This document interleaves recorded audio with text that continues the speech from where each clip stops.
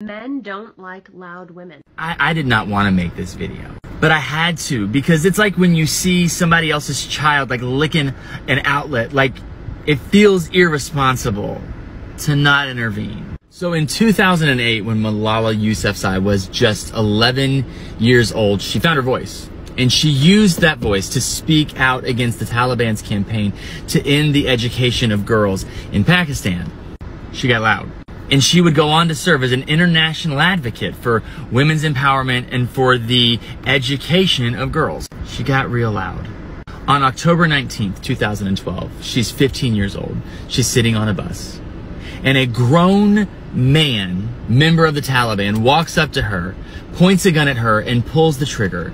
That bullet went behind her left eye and 18 inches through her neck and into her shoulder. Because as you, honey, have already established, men don't like loud women. They don't like loud women because loud women challenge the status quo, and the status quo works really well for most of them. But loud women get things done. It was loud women who fought for the right to vote, for the right to have agency over their bodies, that launched the civil rights movement, that fought for equal pay for equal work, that got Title IX passed. It's loud women who said Me Too and that Black Lives Mattered.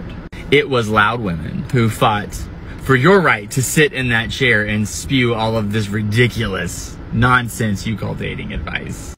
But here's where what you have to say is dangerous. That I am the dad of a 5-year-old little girl. And I want her to know that her voice is not a liability, that it is in fact like her single greatest asset. I want her to be loud so she can call out injustice where she sees it. I want her to be loud so that she can demand the respect she deserves when the men around her try to talk and walk over her. Girl, I want her to be loud because 1 in 6 American women is the victim of a sexual assault, and in that moment, her voice is the thing that will save her. She needs to know that she doesn't need to make herself smaller so that the men in her life are less intimidated.